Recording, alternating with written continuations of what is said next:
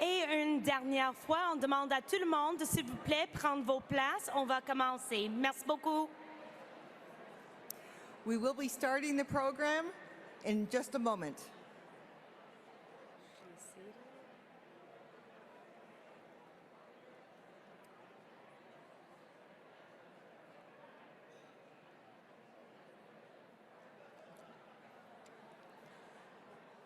White, hello, bonjour. Ensquest Francine Joe. Tuzla Meritkin. My name is Francine Joe, and I come from Merritt. And I am a proud Nklakapan woman and also a proud member of the Equal Voice Board. And I'll be one of your co-hosts this evening. Bonjour tout le monde. Mon nom est Nasha Brownridge et je suis membre du conseil d'administration d'À Voix égale et je serai une de vos co-animatrices ce soir. Before we begin, a few housekeeping items. Nasha and I will do our best to communicate everything in English and French. However, there will be some content that will be in English only. If needed, there are translation devices at the back of the room. Avant de commencer, je voudrais faire quelques mises au point. Nous ferons de notre mieux, moi et Francine, pour tout communiquer en anglais et en français, mais une partie du contenu sera uniquement en anglais.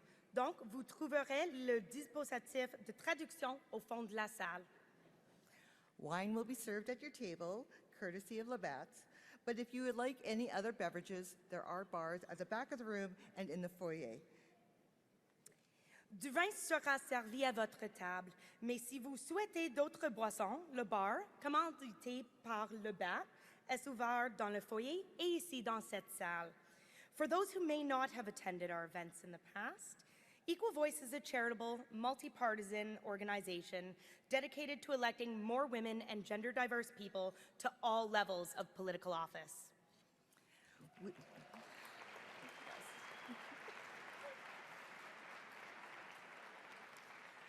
We at Equal Voice, we work across the country and across party lines to encourage, support, educate, and equip potential and confirmed candidates to fully participate in politics.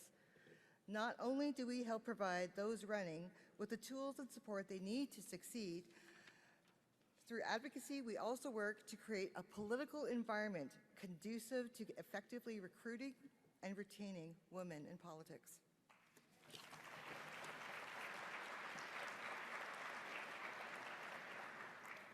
À Voix égale reconnaît qu'elle travaille au sein des institutions politiques coloniales au Canada et qu'en encourageant les femmes et personnes de genres différents autochtones à se présenter aux élections, elle espère contribuer à l'autochtonisation de ces systèmes. La Fondation d'À Voix égale s'engage à la décolonisation par le biais du processus de réconciliation et supporte les relations de nation à nation. It is now our pleasure to welcome to the stage Elder Claudette Commanda. Elder Commanda is Algonquin Anishinaabe from Kitigan-Zibi, Anishinaabe First Nation located in Quebec.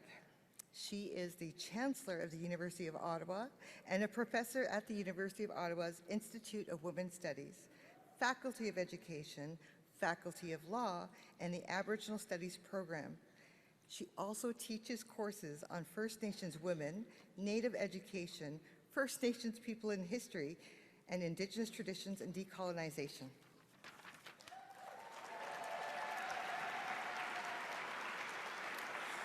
En 2017, Claudette est devenue la première personne des Premières Nations nommée année en résidence à la Faculté de droit de l'Université d'Ottawa et la première personne d'origine autochtone à être nommée au Conseil des gouverneurs de l'Université d'Ottawa.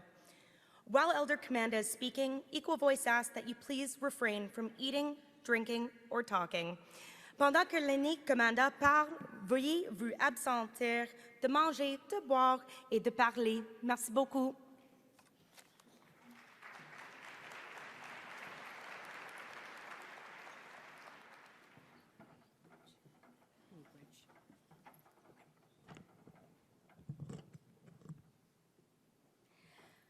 Good evening. Come on, we've got to be more enthused here. I want to hear that enthusiasm. I want to hear that excitement. I want to hear this good energy that's in this room by your voice when we greet one another with that word, good evening. Good evening. We are all happy to be here, are we not?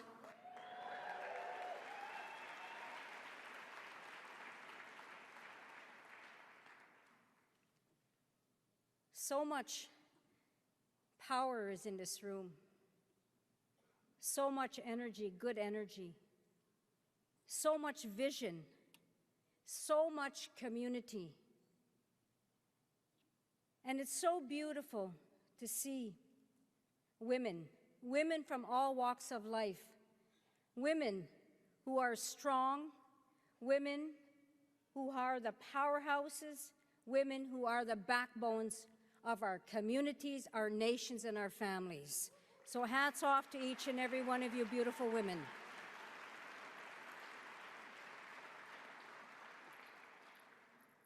And I really appreciate, I do appreciate that Equal Voices has provided that space, that safe space for our women, Indigenous women, to be part of the work that you do, Equal Voices.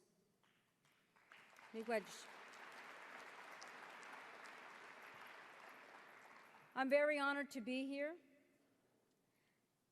and I'm very, very honored that my good friend, my sister, Francine Joe, was here to introduce me. Thank you.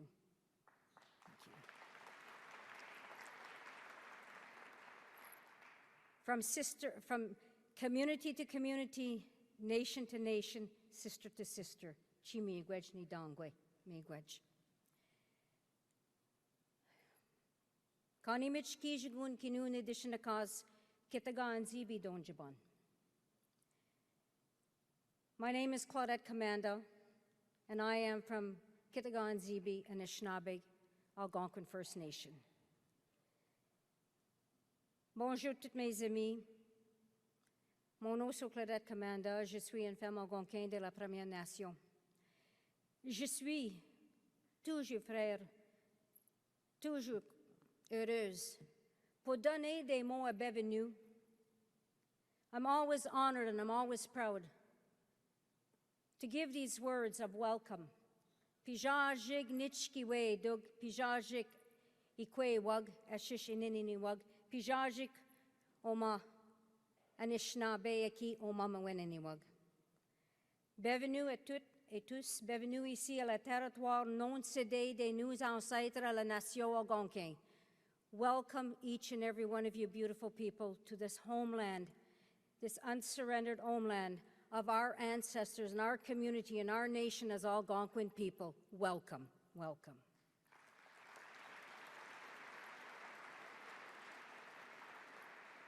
I must also acknowledge another sister, and I acknowledge Her Excellency, the Honorable Governor General Mary Simon.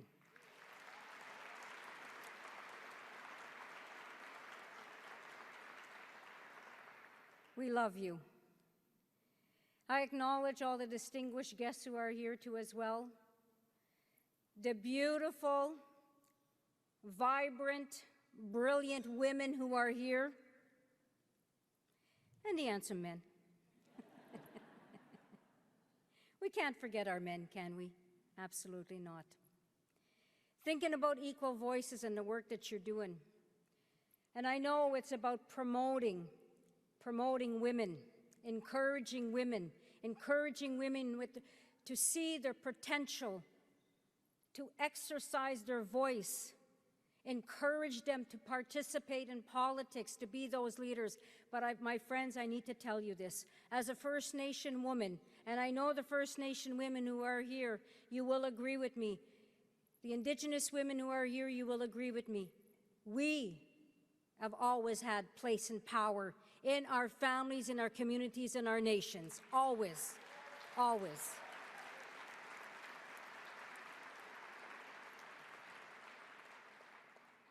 We are the voice. Nothing moves without kokum. Nothing moves without kokum, which means grandmother. Equal voice.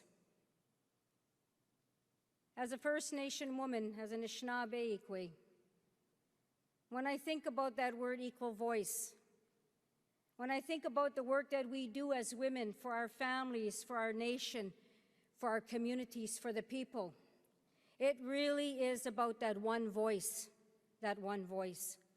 And that one voice that carries us from the voices of our ancestors who continue to pray for us, from the voices of our relatives who are in the spirit world that continue to guide us and to love us, and that one voice from our elders who are in our communities that encourage us to take that place, that encourage us to walk that road, that encourage us to be the strength for all our children today and tomorrow, to ensure that who we are as First Peoples of this land, that we are here yesterday, today, and tomorrow, to ensure that our children, our young girls will grow up to be those strong women that they so rightfully deserve to be in the powers of the Creator and our ancestors that have given us since time immemorial. Absolutely. Absolutely.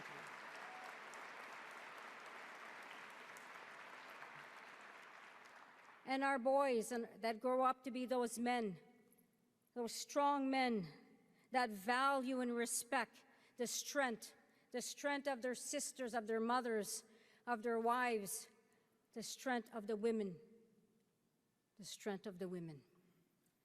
And we all know the power of women. We are the life givers, and that is such a beautiful gift that we are blessed with. Absolutely. And there are times that people will ask, but if you do not have children, how can you be a life giver? Well, as the word and the language Ikwe, we are the strength of the land, and we are always life givers as women. Always. Always.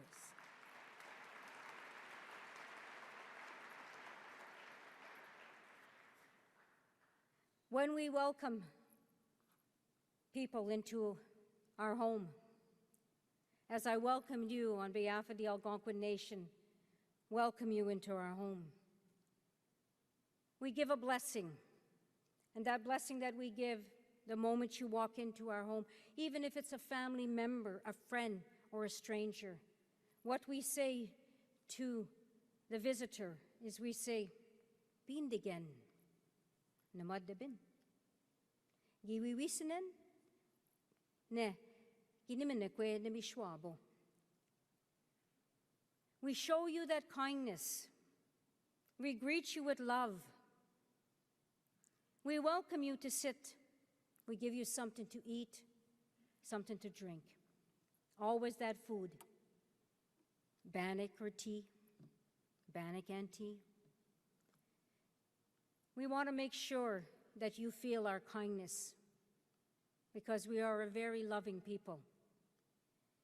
And the next blessing that we give is to ensure that you return home safely to your family and that we will see each other again. But we bless you with that good health too as well.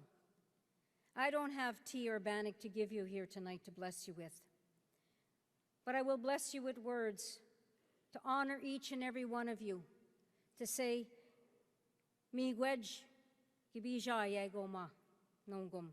Thank you for being here today. You are comfortable. And the blessing that I give you is we thank the Creator for being here together as brothers and sisters. We say, "Chi miigwej kishiminado, miigwej kinakeego." We thank the Creator for all of his blessings as we honor and give thanks to our ancestors. And I honor and recognize that each and every one of you who are here, you have ancestors. Never, ever forget your ancestors. For it is our ancestors who put us here. And let us honor our ancestors and give thanks. Let us honor our mothers and our grandmothers and our great-grandmothers, our sisters, our aunties, our friends as women. Let us honor one another and bless one another with kindness and love. And that is my blessing that I give to each and every one of you here this evening, that the Creator will continue to bless you with that good health, minopamadzwin, that the Creator will bless you with that gift of of Manajitawawin, that respect, and that gift of that wisdom, Nibakawin, and the greatest gift that the Creator has blessed each and every one of us with, life and love, Zagiyeduin. I love each and every one of you. Let us walk that road together. One voice of respect, one act, one action of kindness, and one vision and healing of love. Chimigwaj niwichkiwe do. Chimigwaj. Thank you, my friends. I love you all. Miigwaj.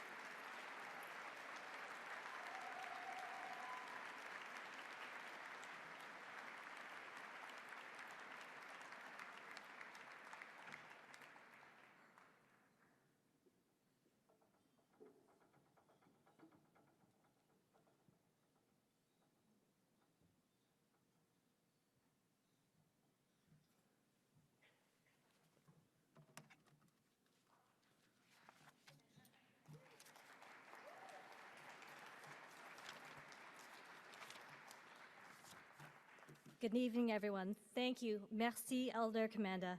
Your words always bring a teaching, an insight, and appreciation of our Indigenous cultures. Hello, everyone. My name is Chi Weung. I'm the Executive Director at Equal Voice.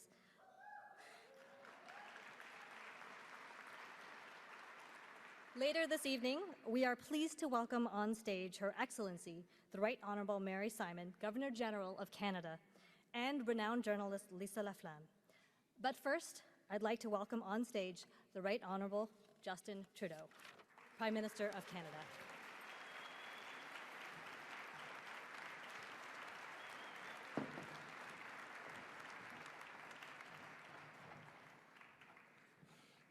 She dropped her phone. Good evening. Merci Chi et Nasha d'avoir organisé cet événement. Elder Commander, Claudette, thank you so much for that blessing and that wisdom. It is an honor and a pleasure to address a room of such motivated and committed people. Women dedicated to serving their country, their communities, and who want to help other women do the same. And I want to explicitly thank all the men in the room tonight as well. Thank you for being allies. We need you, my fellow feminists.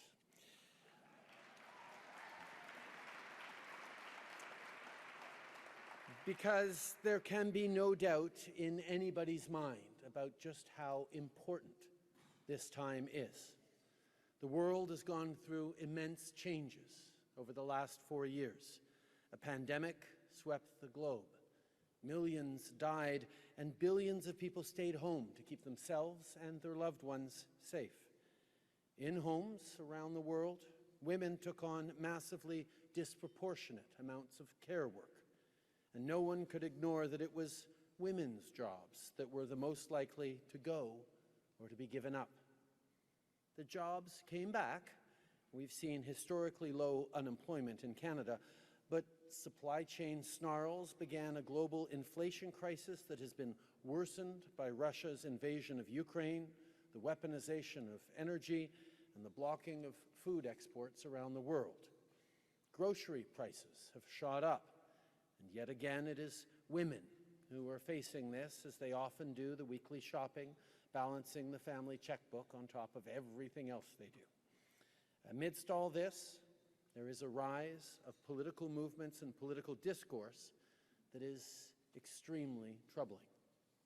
Women in public life are facing a tirade of disrespectful, threatening, and downright misogynistic attacks, online and in person. What's so inspiring about tonight, then, is that despite all those forces that have made life harder for women, you've brought us all together to encourage women to take up the very space that too many want to take away. C'est absolument essentiel que les femmes se présentent aux élections, et pas seulement qu'elles se portent candidates, mais qu'elles occupent les postes de direction au gouvernement et partout au Canada. Par exemple, C'est avec la première femme ministre des Finances qu'on a instauré des garderies abordables partout au Canada après 50 ans d'essais.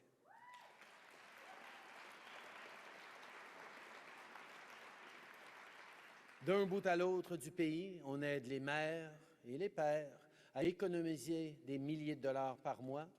En plus, la participation des femmes au sein du marché du travail a atteint un sommet jamais vu. Et on prévoit que ce programme pourrait faire grimper notre PIB presque aussi fortement que l'ALENA l'a fait.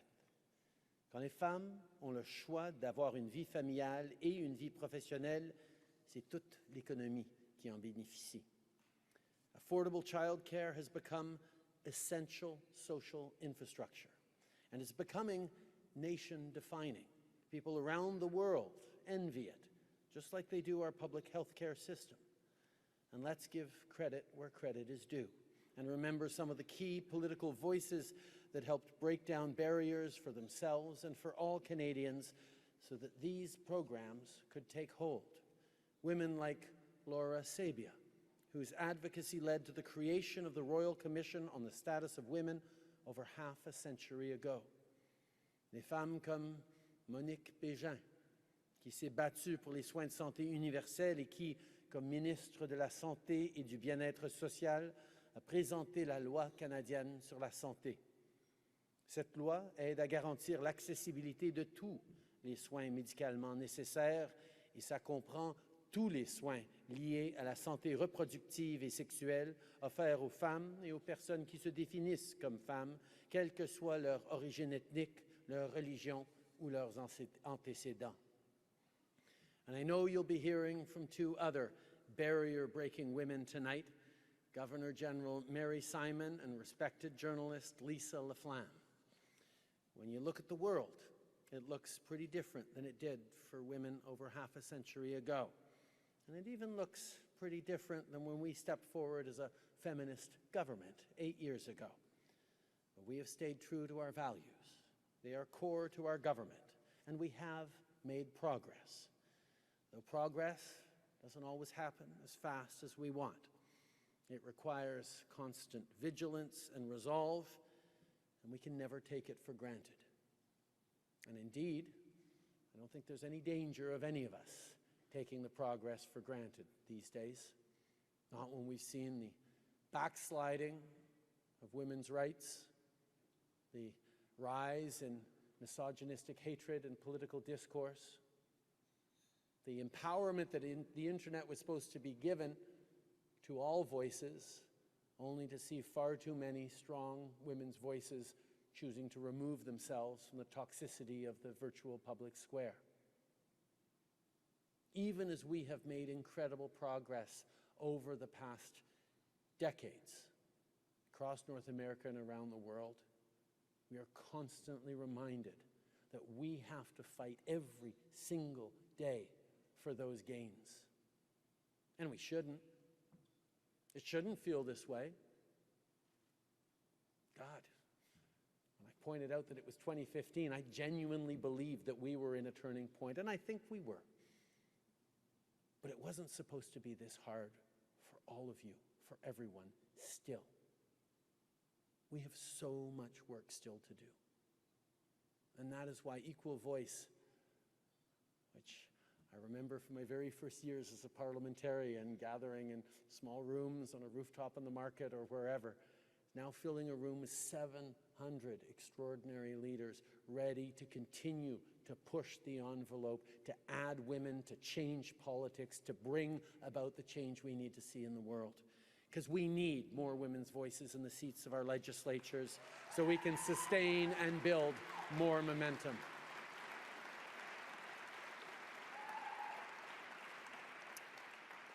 Pour que la démocratie soit à son meilleur, le Parlement doit représenter notre diversité complète, y compris les femmes dans toute leur diversité. Alors merci pour tout ce que vous faites pour aider à atteindre cet objectif, mais merci surtout pour tout ce que vous allez faire dans les jours et les années à venir. On ne lâche pas, on continue. Merci tout le monde. Thank you so much. Bon souper.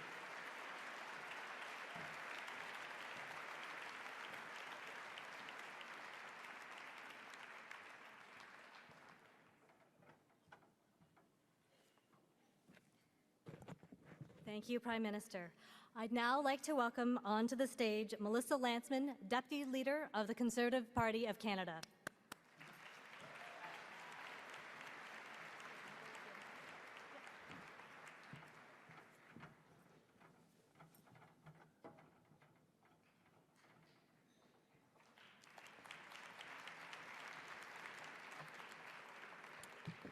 Good evening, everyone. It's a pleasure to be here with you tonight, with all of the distinguished guests, with people that I've long admired in this city, in this business, in and around this business, and to celebrate the work of Equal Voice alongside the achievement of women in politics everywhere across the country in every legislature.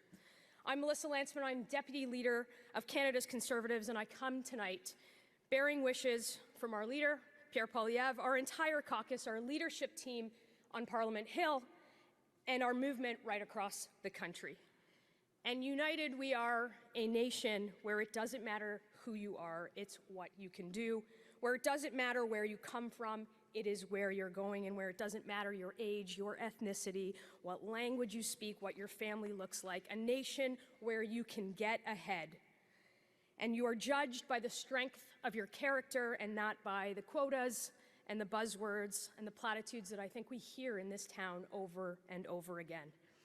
And every day in the House of Commons, I think it's incumbent for women everywhere and across the country and across legislatures to fight for the single mothers who are working harder with record inflation and rent prices, for the young university graduates who want to buy a home and get a good paying job, for the victims of intimate partner violence who are scared to live in their own communities because of a justice system that could be better, and for the senior who has worked all of their lives for a quality retirement that they can spend with their family. We know that that version of Canada is possible, a Canada where hard work pays off, and where true equality of opportunity is realized, and nobody is fighting harder than a team who recognizes that that version of Canada is in jeopardy. I want to use this platform just to briefly speak to those fighting for women in Canada, and specifically for Canadians who have raised their voices for women around the world, especially throughout the last number of years. Women in Iran, fighting for their freedom and for their rights and for their equality, for those who have raised their voices against the sexual violence in war and more recently in pogroms, who have been met with silence of many of the organizations many of us support in this country who purport to speak for women's rights.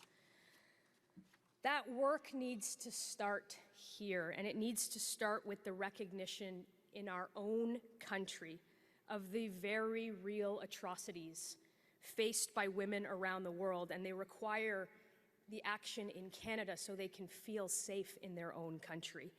Actions like holding those responsible with the powerful deterrence and the punishments needed, and not the quiet approval and the deafening silence that we've heard from many who tell us that they care. That's what I wanted to say tonight to a room of people who I think agree. And I will end with this. I want to say to those in this room, again, those who I have long admired in this business, thank you for your advocacy. Thank you for all that you do to uplift women each and every day right across this country. You have an ally in me, you have an ally in our party, and thank you for pushing this town to be better than the talking points that we have fallen victim to for far too long. Enjoy the evening. Thank you.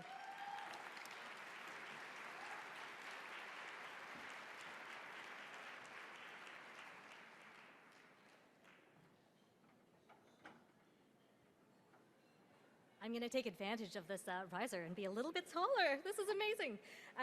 Thank you very much, Ms. Lantsman. J'ai maintenant le plaisir de présenter Andréanne Larouche, députée, vice-présidente du comité et porte-parole en matière de la condition féminine du Bloc québécois. Merci.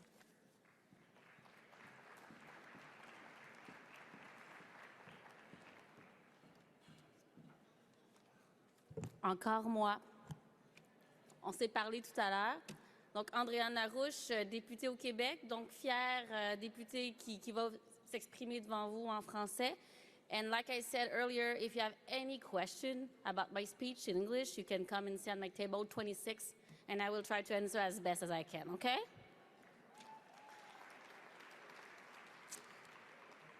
C'est donc avec un immense plaisir que je suis de nouveau avec vous ce soir, mais de nouveau aussi pour une autre année pour ce gala d'à voix égale.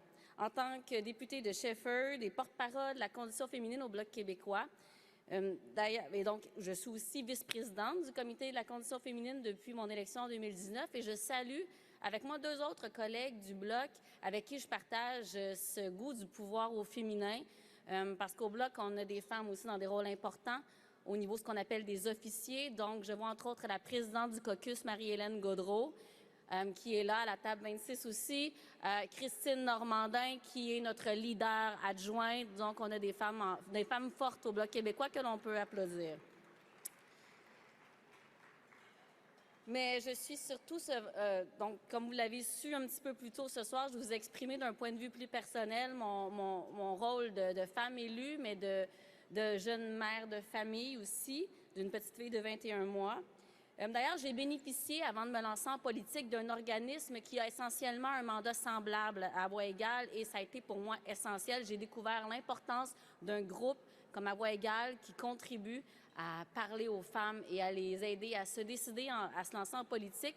Parce que moi, ça a pris 9 mois à me décider, donc c'est l'équivalent d'une grossesse. La preuve que c'est long pour qu'une femme décide de faire le saut. Mais même si on peut se réjouir du parcours que l'on a fait au cours des dernières décennies, il reste encore beaucoup à faire pour assurer une véritable représentation des femmes et à différentes instances, qu'elles soient professionnelles, décisionnelles ou gouvernementales. Elles progressent de plus en plus à différents endroits à travers le monde, mais il y a aussi des reculs inquiétants. Et je n'ai pas vu d'autres ce soir, mais j'ai quand même eu l'occasion de voir l'ambassadrice d'Ukraine qui est présente avec nous ce soir et j'ai une pensée pour la situation des femmes et des filles pendant ce conflit en Ukraine. Et on voit de plus en plus que la vision des femmes, elle est saluée, elle est différente et elle est moins partisane et on en a besoin. Mais la place des femmes dans l'espace politique, c'est aussi penser aux barrières qui, encore en 2023, les empêchent de faire le saut en politique. Et là, j'ai juste un exemple très concret. Au comité de la condition féminine, j'ai emmené une motion il y a déjà plusieurs mois. J'espère qu'on aura l'occasion d'échanger sur le financement public des campagnes en politique, parce que souvent, c'est une barrière pour les femmes, cette question des finances, d'avoir accumulé cet argent pour se lancer en politique. Ça peut être un frein à trop de femmes en politique. J'espère qu'on aura la réflexion pour établir un meilleur financement public des campagnes électorales. C'est un enjeu que je porte. Oui, parce qu'on n'y arrivera pas sinon. Et cette année, j'ai aussi une pensée particulière. Je trouve que le climat est inquiétant. Au Québec, actuellement, 741 élus ont notamment quitté leur poste depuis la dernière élection au niveau municipal. C'est un nombre record qui s'explique notamment par l'intimidation que certaines d'entre elles subissent de la part des citoyens. Puis même si on se doute que ça touche les hommes comme les femmes, mais c'est principalement les femmes qui sont touchées d'une façon disproportionnée. Dans certains cas, c'est même la police qui a dû intervenir pour un enjeu de sécurité. C'est notre démocratie qui ne peut sortir perdante que d'une baisse de représentation de ces femmes, de cette représentation diversifiée au niveau de la gouvernance, et ainsi porter les intérêts de l'ensemble de la population, parce qu'à ce que je sache, c'est 50-50, hein, femmes et hommes. Alors, voilà. On voit aussi un retour au discours misogyne, surtout sur les réseaux sociaux. Nous sommes à l'approche du 6 décembre, date où nous nous souvenons de l'horrible féminicide de Polytechnique. Et on voit même un retour en force des disciples de Marc Lépine qui souhaitent la mort des femmes. C'est pourquoi cette année, le 8 mars dernier, pour souligner la Journée internationale des droits des femmes, j'ai choisi de rappeler l'importance d'avoir un projet de loi pour contrer le discours haineux en ligne. Si nous souhaitons l'arrivée, mais surtout la rétention des femmes en politique, on va en avoir besoin plus que jamais. Je souligne d'ailleurs et je vous invite, le titre peut être un peu choquant, mais c'est « Je vous salue, salope », parce que oui, en 2023, des femmes en politique se font encore traiter de salopes. Et le sous-titre, c'est la misogynie au temps du numérique. Donc, je salue Guylaine Marois et Léa Clermont-Dion qui ont travaillé à ce documentaire.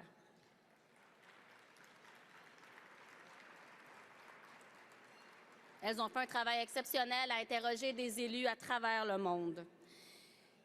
Les larmes et les discours creux doivent cesser. Le féminisme de façade aussi. On a un devoir d'exemple. Le public nous regarde. Comment, comme parlementaires, voulons-nous donner l'exemple quand entre nous-mêmes, il y a de l'intimidation entre parlementaires? On doit avoir un devoir de mémoire pour celles qui ont été là avant nous, qui nous ont ouvert le chemin, qui ont brisé des plafonds de verre.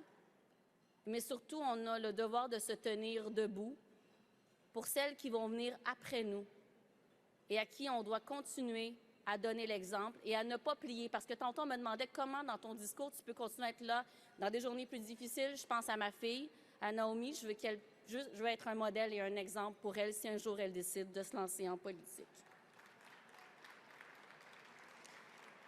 Maintenant, les actions doivent suivre. Il faut qu'en français, on dit que les bottines suivent les babines. On doit passer à l'action pour que dans la prochaine campagne électorale, il y ait encore plus de femmes en politique. On aura une réflexion, chaque parti politique, de un, pour donner l'exemple, mais aussi pour aller recruter ces femmes qui prendront leur place dans la sphère politique pour qu'on soit plus que 30 % à la Chambre des communes après une prochaine élection. Merci beaucoup.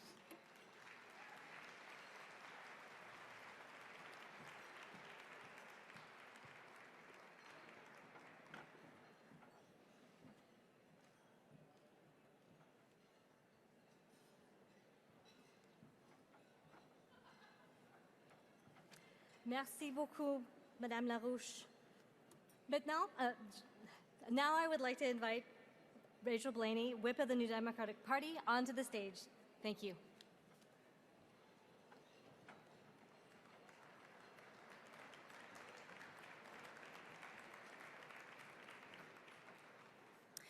Well, I see that all of you have just been served your meal, so I expect that you're really interested in eating and not as much at listening to me. But I want to just say what an honor it is to be here at Equal Voice and to really recognize that we need to do better in this country. We've done better, but we need to do so much more to increase the diversity of the people who represent us in all factions of our political system. And I just wanted to say I appreciate all of the political words you've heard today, but I want to talk about really how we do that outreach. And, you know, a few weeks ago, I was invited to a grade 7 class. And me, like so many other women, politicians, gender diverse politicians, people from all the BIPOC communities and so on, I was asked many times to run for politics before I ever even considered it. So every time I present to a class, I always say, if you identify in this class as a girl, I am now the first person who is asking you to run for politics. I'm proud to be part of a party that actually does that work, that says to all of its ridings across the country to look out, to make space, to make room, to engage people who are often not engaged in the political system so that they are engaged, so that we can see a better turnout. And that's why I have such an amazing caucus of diversity. I want to do a special shout out to the amazing women in my caucus. You know who you are and many of you are here.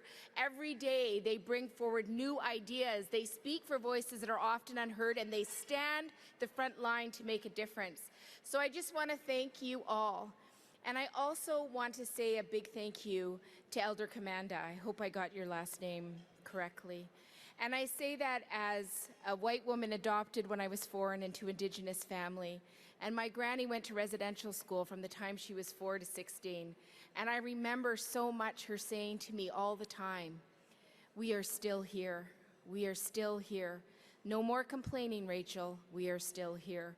So I want to thank all of the people who have consistently shown up, because they are still here because ancestors past kept standing up. So for every woman who stood up, for everyone from the queer community who stood up generations past, for all of the Indigenous leaders who stood up and stood up and stood up again, for all of those living with disabilities that keep standing up, we owe them a big thank you. Thank you to Equal Voice for doing all it does, and a big thank you to my beautiful son, who's here taking photos of me because he knows what it is to be a child of a politician, and all the amazing men that stand behind political women and know their place. Thank you.